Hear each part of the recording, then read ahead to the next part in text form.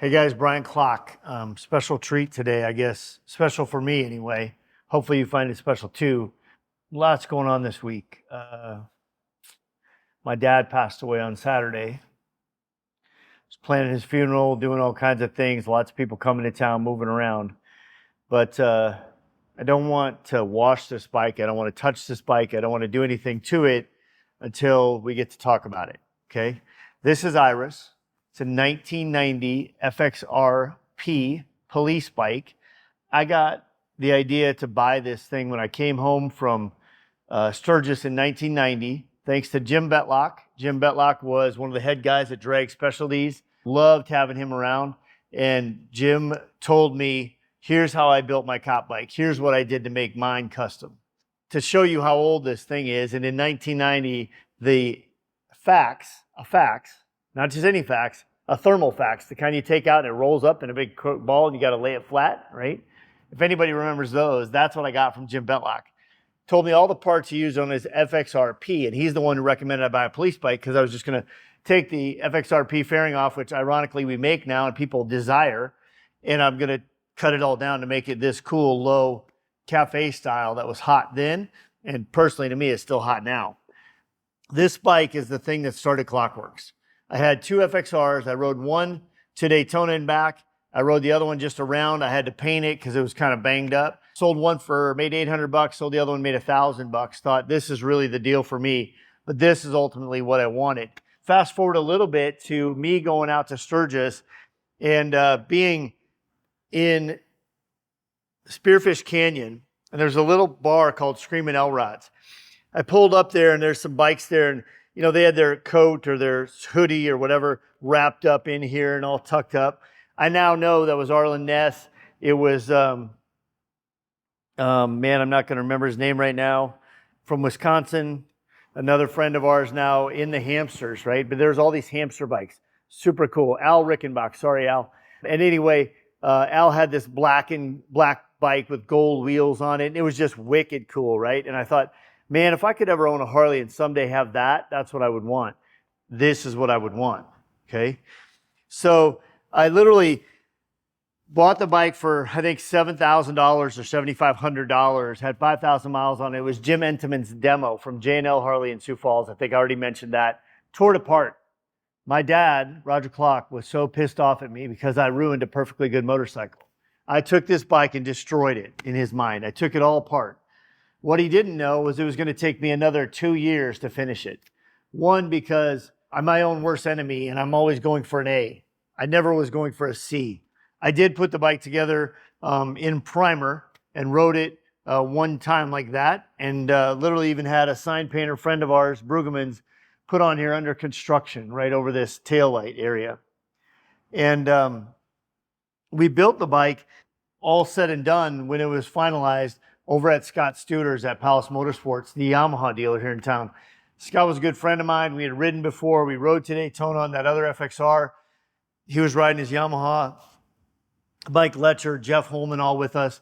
And we got home and I started tearing into this thing. And so 1990, I'm tearing into this thing. It doesn't get finished till 1992. But people recognize this bike. When you come in the shop, if you look off to the left, you'll see a whole cache of trophies. All of those trophies, not one of them is from anything other than Iris. Rat's Hole Sturgis, Rat's Hole Daytona, you name it, this bike has done it, competed at it nationwide. People saw it when I was building it and they said, man, that'll be so cool. You might win the Cars in the Park show. I said, I'm really not interested in the Cars in the Park show.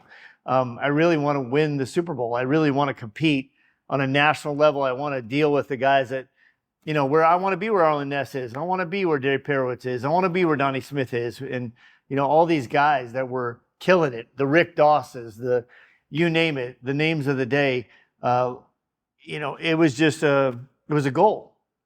And I would lay out all the magazines at Kevin Dorn's house, and Kevin's like my big brother, and he rented to me for a lot of years, and I was in his living room, and I'd have all these Easy Riders and hot bikes and all these things because I'd like this one part off of this bike and this other part off this other bike. And I was trying to figure it out because we didn't have the Google machine, right? We weren't able to do that.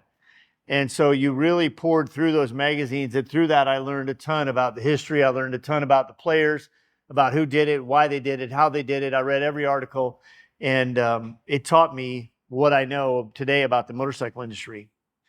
And, you know, I can't thank my dad, for one, enough, and Scott Studer, too, enough for standing by me in this whole thing, even though my dad thought it was crazy. You know, this Del Orto carburetor, you know, at that time, it cost me $500. That's like $2,000 now, right?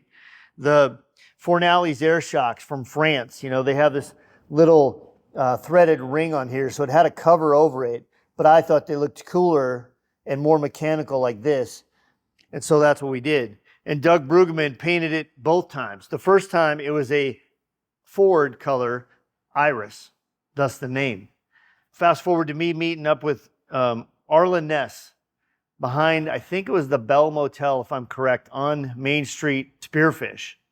And I pulled up behind there, and his son, Corey Ness, had built a 4-valve, wicked cool bike that was black, had some body work that went across it like this, and had kind of a checkerboard stripe. And I saw it was awesome, and I saw it go by me in Sturgis, but I wanted to see it. So I hunted it down in Spearfish. I pulled up behind that motel, and Corey Corey had a really cool laid out little Sportster that we did. And we were there, just me and him, and we pulled up behind the motel, and out comes Arlen Ness. And I'm like, no way. I just interrupted whatever he was doing. He kind of moved the curtain over, and he told me to wait. And I'm like, oh, I just want to look at the bike. I didn't want to offend the king of customs, you know? And Arlen comes out, he goes, it's okay. It was Billy Gibbons. I'll call him back. Okay, it's Billy Gibbons. Billy Gibbons is Easy Top. Billy Gibbons is a way bigger deal than Brian Klock from Emory, South Dakota. Not to Arlen. Arlen just loved motorcycles, and he loved people. And it was experiences like that that made me want to be one of the gentlemen of the industry, because that's who he was. He would always take time. Came out, and we're talking, and I'm looking at Corey's bike, and he goes, man, I still love your FXR, Brian. And I said, yeah, but it's not great. He goes, what do you mean? I said, tell me what's wrong with it. He goes, you tell me first, and then I will tell you. And I said, I don't like the paint. He said, yeah, it's car paint. You need to have some kind of candy finish on this thing. And at the time, he told me, I think he painted for me for like $1,500, which I didn't have $1,500.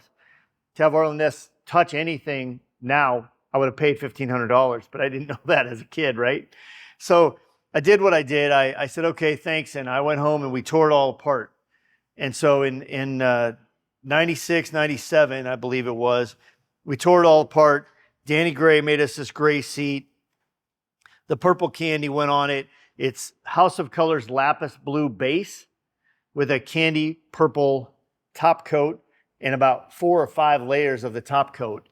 And the beauty of it is, you'll notice this chopper back here. This is the bike I built for this year's Chopper Friends Throwdown. And I tried to reproduce that color.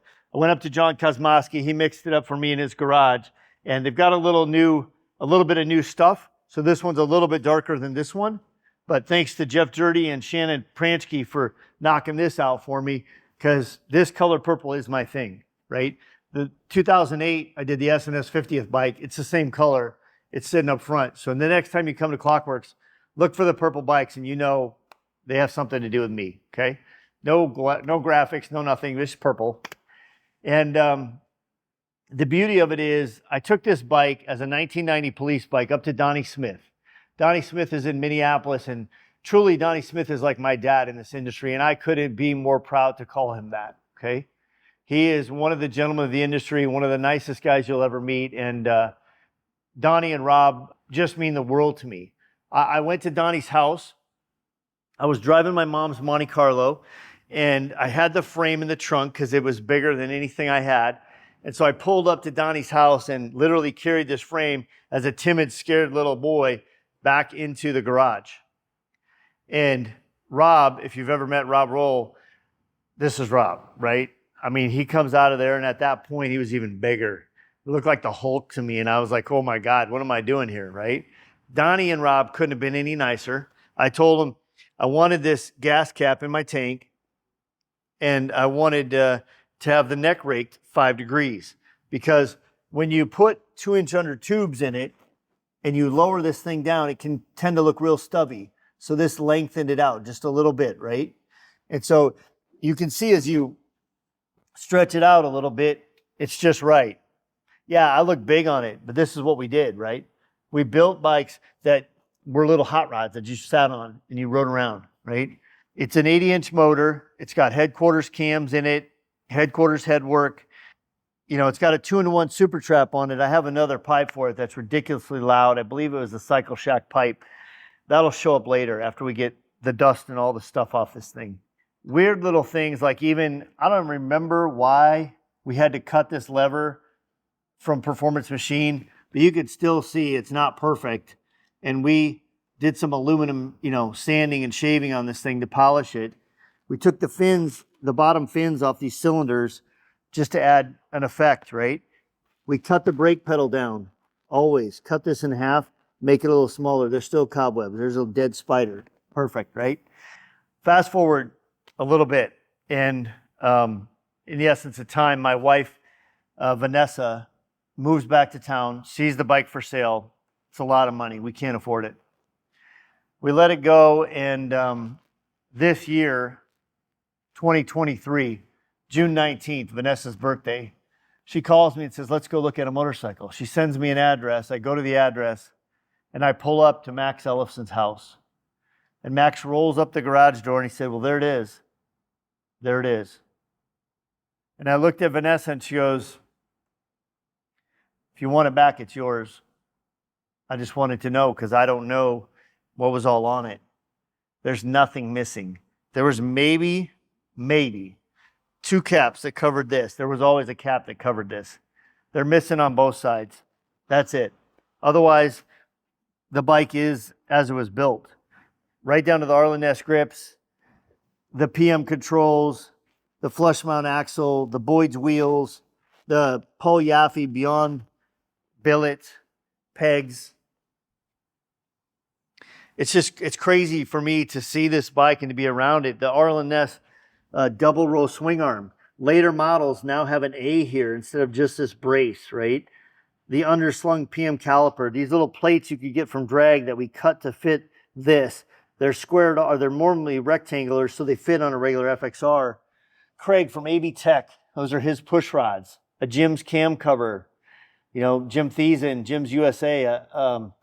You know, little tricks like I learned from Don Hotop to put this little brake, it's a brake caliper cover for an old Evo, and you put it over your throttle so it just looks a little smoother, a little cooler, right? You tuck your PM brake back in here. I could just go on for days. You know, Donnie showed me this little trick, and he said, I'm doing this for the head of the Hells Angels in Minneapolis. I'm going to do it for one of my other friends, and I'm going to do it for you, Brian. And we're going to shave the struts down, and it slides over it, and then the bolts come in from the inside, right? I said, that would be awesome. I'd really like to have this part right here look like the side marker on my 70 Chevelle.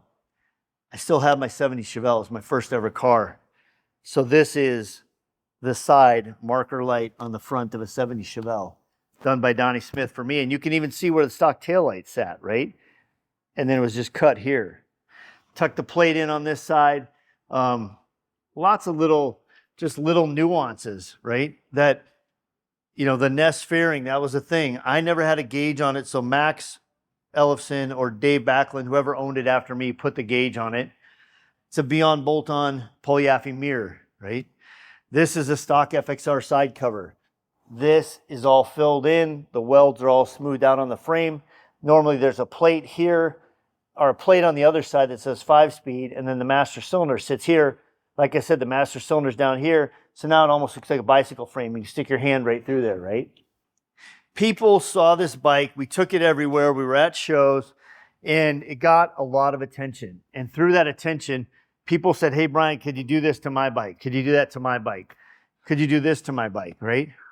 Well, if it wasn't for Arlen Ness leading the style, Jim Betlack for sending me the facts and answering all my questions when I'd go to Sturgis, go to Daytona, stand at the drag truck, be at the drag truck 5, 6, 7 times a week, right? During that bike week, okay? And then you get guys like Rob Roll and Donnie Smith who literally fed into me, and I would call Donnie and ask him any questions I had, anything I wanted. Through the years, I met Danny Gray. these guys are all just amazing friends of mine, and I don't know how I could have done it. I wouldn't be here, right? So when kids come to work for me now, or the younger guys, I should say guys, they're not kids, but I'm feeling older as I'm 56 years old, and I'm talking to them, and I say, you know what, guys, I want you to remember one thing. And they're like, what's that, Brian? And I said, relationships are everything. And that's it, okay? So if you don't think that's a thing, think about how many people you've connected with on Instagram, on Facebook, through social media, at an event you were at, because they like what you like. They're into what you're into, whether it's diners, baggers, mountain bikes, cooking, whatever, right? If you're into it, they're into it. You find these people of commonality and passion, you form a relationship, and guess what? That relationship is everything. One day I too shall pass, and I won't take this with me. I won't take this with me, but I will have left behind an impression on people about who I was, what I did, what I believed in, what I liked, right? And the good Lord has blessed me with so many friends and so many relationships that on June 19th, when my wife said, I want to go look at a bike, I said, baby, it's your birthday. It's your birthday, Vanessa. Let's go look at whatever you want to look at. And we get there. I said, you want it back? This is the one piece of Klock Werks history that I couldn't hold on to. I needed the money. I needed to keep Klock Werks moving. To have it back is a treat for me. So you're going to see Iris come back to life. This is just the beginning. We've got a lot of cleaning to do, a lot of work to do. You can see the cobwebs are still on the wheels. Even over here, right? Look at this side. This is gross, Do you need a moth? You need a spider? What do you need? I got it, okay? Those are not normal accessories. Down tubes are smooth. Middle rocker box is painted. This was a Dave Perowitz, and man, I can't think of the name of these guys now. Someone will put it in the comments now that the trivia is out there. You know who this came from. Sullivan Brothers. There, I answered my own question. Even the motor mount, all this stuff being just smooth. The little Accel chrome Ness stylized regulator. Pingle, man, don't leave home without it. Who doesn't need a Pingle petcock? These guys have been with me through this bike all the way to Bonneville to set land speed records. Thanks to Wayne and Donna Pingle. Oh yeah, never mind. That's another relationship. That's just what we were talking about, right? You get to win with people. You get to share the podium. You get to share the stage. These guys who say, oh, I built it all myself. I did it all myself. I painted it all myself. Good for you and yourself. But it's not much fun to celebrate by yourself. Somewhere somebody made a tire. You probably didn't make the tire. Somewhere somebody probably made a crank. Somewhere somebody at Harley Davidson assembled this whole thing so you could have a chance to take it apart. Wasn't that nice of them, right? Even Tiger Woods has an incredible golf caddy. Had some teacher somewhere who gave him the belief, the thing to push him to the next level. For me, that's Jim Betlack. It's Arlen Ness. It's Donnie Smith. It's Tom Motzko. Tom Motzko has been with drag for more than 40 plus years now, right? He's the guy who believed in me and said, well, if you have those parts, you got to bring them to me, Brian. And I had to work my tail off to get them there. But once I had him there, he just kept chugging and kept chugging. And him and Fred Fox just kept cranking. And now Klock Werks is a thing. Klock Werks is a global brand that represents relationships. People buy from people. I'm lucky to have an incredible team, an incredible wife who got this little gem back for me. And please stay tuned to see what happens next. We appreciate you guys. Get clocked.